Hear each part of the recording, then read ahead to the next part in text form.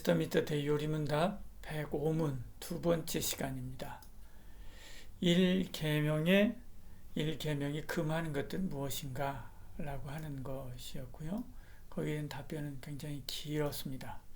오늘도 다시 한번 읽어드리고 지난주에 했던 그 다음부터 함께 나누도록 하겠습니다. 제1계명이 금한 죄들은 다음과 같다. 하나님을 부인하거나 모시지 않는 무신론과 참 하나님 대신 다른 신을 모시거나 유일신보다 여러 신을 섬기거나 예배하는 우상 숭배와 이 계명이 요구하는 바 하나님께 당연히 드릴 것을 무엇이든지 생략하거나 태만히 하는 것과 그를 모르고 잊어버리고 오해하고 그릇된 의견을 가지며 하나님께 합당치 않는 악의로 그를 생각하는 것과 그의 비밀을 감히 호기심을 가지고 꼬치꼬치 파고들려 하는 것입니다. 또 모든 신성모독과 하나님을 미워하고 자기를 사랑하고 자기 중심으로 지정의를 과도하고 무절제하게 다른 모든 일에 쏟는 것과 전적으로 또는 부분적으로 우리의 지정의를 하나님에게서 떠나게 하는 것과 공연한 경신, 불신, 이단, 그랬던 신앙, 의혹, 절망, 완고함, 심판을 받으면서도 무감각하여 돌같이 굳은 마음, 교만, 주제넘음, 육신의 방심, 하나님을 시험하는 것, 불법적인 수단을 씀과 비합법적인 수단을 의뢰하는 것이다. 또 육에 속하는 기쁨과 향락에 빠지는 것과 부패하고 맹목적이며 무분별한 열심을 가지는 것과 미지근하여 하나님의 일에 대하여 죽음과 하나님에게서 멀어짐과 배교하는 것과 성도들이나 천사들 혹은 다른 어떤 피조물에게 기도하든지 종교적 예배를 드리는 것과 마귀와 의논하여 그의 암시에 귀를 기울이는 것과 사람들을 모두의 신앙과 양심의 주로 삼는 것과 하나님과 그의 명령을 경시하고 경멸하는 것과 하나님의 영을 대항하고 슬프게 하는 것과 그의 경륜에 대해 불만스러워하고 참지 못하며 우리에게 주신 재난에 대하여 어리석게 하나님을 원망하는 것과 우리들의 됨됨이나 소유나 등이 할 수 있는 어떤 선에 대한 칭송을 행운, 우상, 우리들 자신 또는 어떤 다른 피조물에게 돌리는 것이다. 우린 지난 시간에 앞부분을 다루었습니다. 제일 먼저 언급하는 것이 무신론입니다. 두 번째로 이야기하는 것이 우상숭배였죠. 하나님께 마땅히 올려드릴 영광을 생략하거나 태만히 하는 것도 1계명을 어기는 것으로 보았습니다. 하나님을 잘못 아는 것도 1계명을 어기는 것이죠. 악의를 가지고 하나님을 조사하는 것, 하나님보다 자기를 사랑하는 것도 1계명을 어기는 것으로 보았습니다. 오늘은 계속 이어서 그 다음부터 보겠습니다. 중간에요. 전적으로 또는 부분적으로 우리의 지정의를 하나님에게서 떠나게 하는 것과 라고 얘기합니다.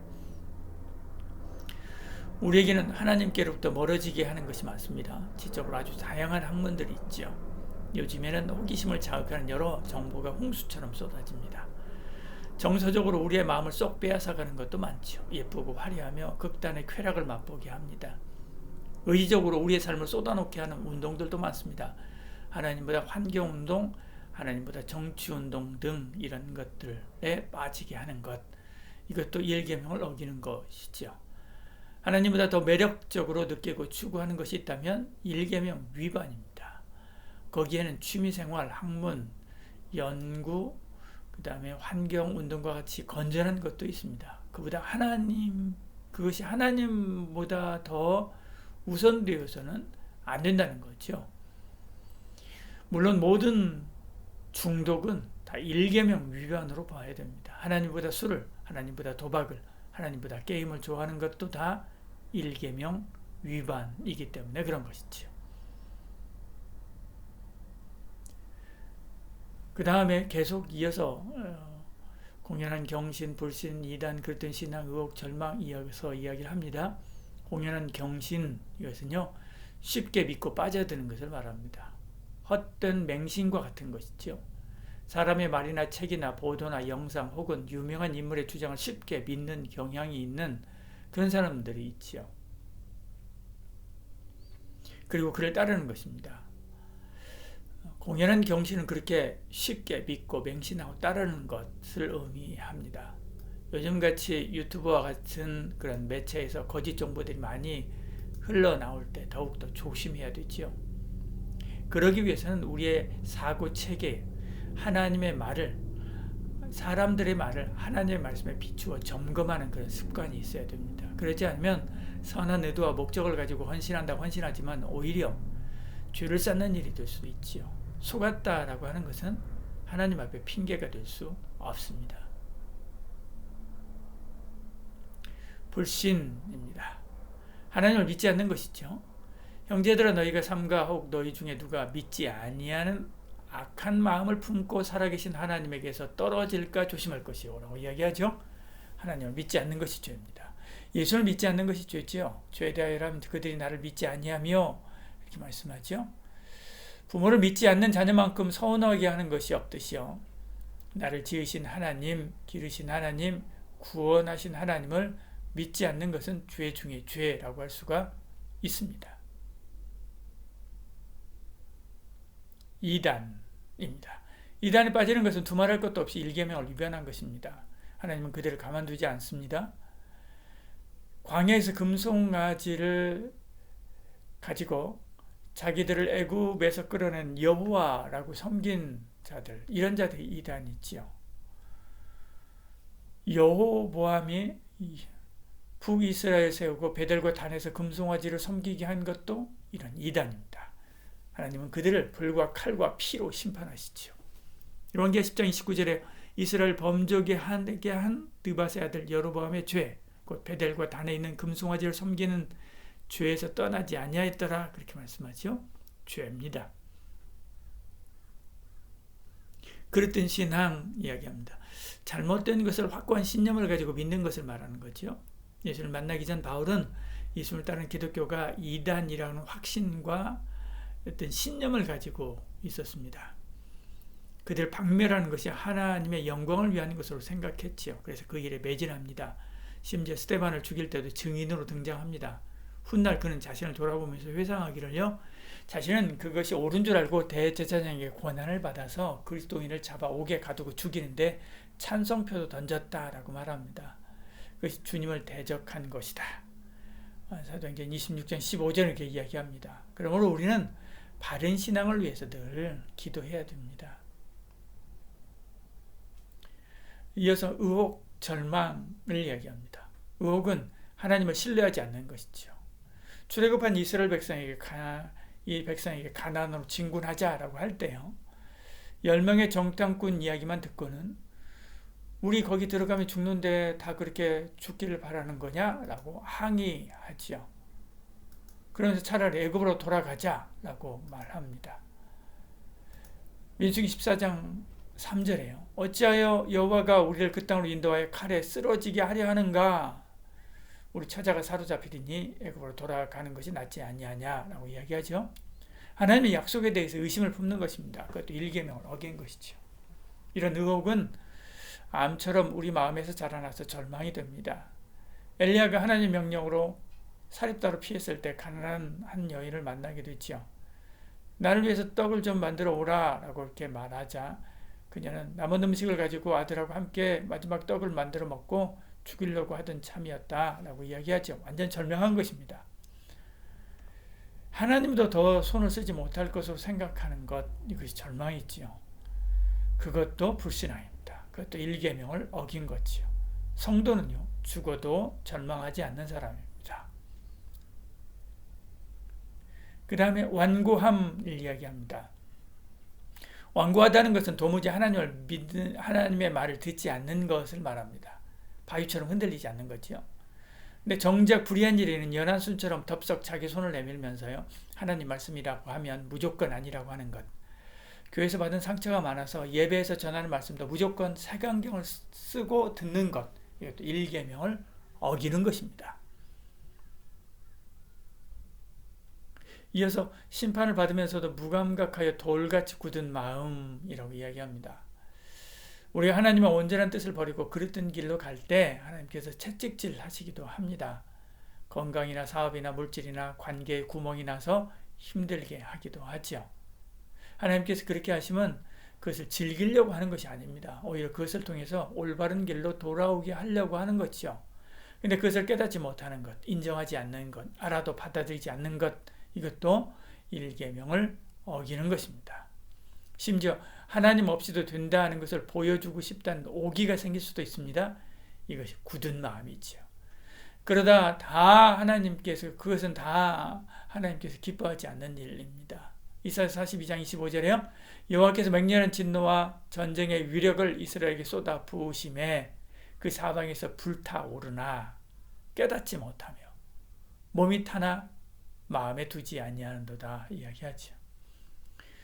바로를 보십시오. 하나님의 뜻이니 이스라엘 백성을 내보내라 라고 말해도 듣지 않고 오히려 더욱더 완악해지는 것을 봅니다. 하나님은 10가지 재앙과 장자를 쳐서 그를 꺾어버리는 것을 보지요. 그 다음에 교만, 주제넘음이라고 이야기합니다. 교만은 성경에 단골로 등장하는 주제입니다. 자신을 하나님보다 높이는 것이죠. 메타인지가 부족한 사람입니다. 하나님 앞에 자기가 누구인지 분명히 아는 영적인 메타인지가 있어야 되는데요. 그것이 부족한 사람 있지요. 교만은 주제 넘은 행동으로 나타납니다. 하나님의 자리를 탐하고 하나님의 영광을 자기 것으로 자랑하지요. 하나님은 그들을 가만두지 않습니다. 식량을 무기로 삼는 일은 현대만의 문제가 아닙니다. 고대에도 성행했지요. 초대교회 시대에 헤롯이 식량을 무기 삼아서 두로와 시돈 사람들을 제어하고 있었습니다. 헤롯이 두로와 시돈 사람들에게 식량 수출을 금합니다. 그러니까 비상이 걸린 거죠. 두로와 시돈 사절단은 어떻게든 헤롯의 환심을 살려고요. 헤롯이 연설할 때 우리와 같은 함성을 질러서 기분 좋게 하려고 합니다. 헤롯은 자기가 하나님이나 된 것인 양 우쭐하지요. 하나님은 그 꼴을 못 보고요. 쳐서 죽입니다. 사도행전 12장 23절에요. 헤롯이 영광을 하나님께 돌리지 아니하므로 주의 사자가 곧 친히 벌레에 먹혀서 죽으니라 이렇게 말씀하죠. 이처럼 하나님 앞에서 주제넘으면 안 됩니다. 우리는 하나님 앞에서 보이지도 않는 보잘것없는 피조물입니다. 물론 하나님은 우리를 존귀하게 여기지만 우리 스스로 하나님보다 존귀하다고 생각하며 우쭐해서는 안 되는 거죠. 하나님께 내 생명의 스위치를 끄면 억소리 내지 못하고 가게 되죠. 이어서 육신의 방심이라고 이야기합니다. 세속적으로 안일하게 사는 것을 말합니다. 하나님 없이도 평안하게 살 수 있다고 생각하는 것을 말하죠. 이것은 하나님께 대하여 무관심으로 이어지게 됩니다. 우리는 온 마음과 힘을 다해서 하나님을 사랑해야 되는데 그런 마음이 사라지는 것이죠. 누가복음 12장 19절 20절에 이런 얘기가 나옵니다. 어떤 부자가 돈을 많이 모았습니다. 그래서 이제 쓸 물건을 많이 모아놨으니까 이제 평안히 쉬자라고 이야기하죠. 그때 하나님께서 이야기합니다. 그래? 오늘 내가 내 영혼을 데려가면 네가 모은 그것이 다 누구 것이 되겠느냐? 라고 이렇게 말씀하죠. 피하지 못합니다. 데살로니가전서 5장 3절 이렇게 이야기합니다. 그들이 평안하다 안전하다 할 그때에 임신한 여자에게 해산의 고통이 이름과 같이 멸망이 갑자기 그들에게 이르니 결코 피하지 못하리라 이렇게 말씀하죠. 그러므로 평안하나 그렇지 않으나 잘되거나 그렇지 않으나 늘 경성하여 깨어 주님을 바라봐야 됩니다. 욥을 보십시오. 하루아침에 모든 것을 잃어버리고 쓰레기장에 앉아서 종기난 다리를 뻑뻑 긁고 있지 않습니까? 그러나 깨어 있으면 아무리 어려운 가운데 있더라도 하나님께 단번에 회복시킬 수 있습니다. 욥이 일어났듯이 일어나게 하시는 거죠. 그러면 언제 어디서나 깨어서 주를 바라보는 것이 가장 중요합니다. 이어서 이야기합니다. 하나님을 시험하는 것 이야기합니다. 하나님을 시험하면 안 됩니다. 예수님도 하나님을 시험하지 않았습니다. 마귀가 예수님께 성전 꼭대기에서 뛰어내려 봐라. 하나님이 너를 붙들지 않겠느냐라고 말하지요. 그때 예수님은 하나님을 시험하지 말라라고 하는 말씀을 선포합니다. 마태복음 4장 7절에요. 예수께서 이르시되 또 기록되었을 때 주 너희 하나님을 시험하지 말라 하였느니라 이렇게 말씀하죠. 이처럼 우리가 자기 건강을 관리하지 않으면서 아프면 하나님이 책임져 주시겠지. 또 공부도 하지 않으면서 하나님이 합격시켜 주시겠지. 일도 하지 않으면서 하나님께서 잘되게 해주시겠지. 이렇게 생각하는 것은요, 하나님을 시험하는 것이죠. 하나님을 시험하는 것은 하나님을 하나님답게 섬기는 것이 아니다라고 하는 것을 기억해야 됩니다. 이어서요. 불법적인 수단, 비합법적인 수단을 의뢰하는 것이라고 이야기합니다. 불법적인 수단을 사용하는 것은 선한 목적을 위해 악한 방법을 사용하는 것을 말합니다. 그것을 합리화시키려고 하는 거지요. 선한 거짓말은 거짓말입니다. 하나님은 거짓말하지 말라고 했습니다. 하나님 앞에 책임져야 됩니다. 로마서 3장 8절 이렇게 이야기합니다. 선을 이루기 위하여 악을 행하자 하지 않겠느냐. 어떤 이들이 이렇게 비방하여 우리가 이런 말을 한다고 하니 그들은 정죄받는 것이 마땅하니라. 이렇게 말씀하죠. 선한 마음과 의도는 그 마음대로 하나님이 받으시고요. 거짓말은 거짓말대로 하나님의 책망을 받아야 됩니다. 선하다는 이유로 거짓말을 합리화하는 것은 선행으로 죄에 대해서 속죄할 수 있다라고 생각하는 것과 같은 거죠. 더 나아가서 인간적인 수단을 의지하는 것도 포함됩니다. 아플 때 병원 가야 되고요. 소송에 걸렸을 때 변호사의 도움을 받아야 되고요. 재난을 만났을 때 구호팀의 도움을 기다려야 합니다. 그러나 그 이면에서 그대로 움직이는 하나님을 의지하지 않는 것은요. 인간적인 수단을 의뢰하는 것입니다. 하나님을 의뢰하는 기본을 잃어버리면 안 되지요. 이렇게 돌아보면 우리가 얼마나 알게 모르게 10계명의 1계명을 어기고 있는지 알 수 있습니다. 오직 우리 마음을 하나님께 두고 삶을 하나님 중심, 성경 중심, 교회 중심에서 벗어나게 해서는 안 되지요. 기도하겠습니다. 주님, 사랑할 때 오직 한 사람만 사랑하고 모든 활동이 그 한 사람에게 수렴되듯이요. 우리도 주님을 사랑합니다. 모든 활동, 모든 생각이 오직 한 분, 하나님, 주께 수렴되는 삶을 살게 하여 주시옵소서.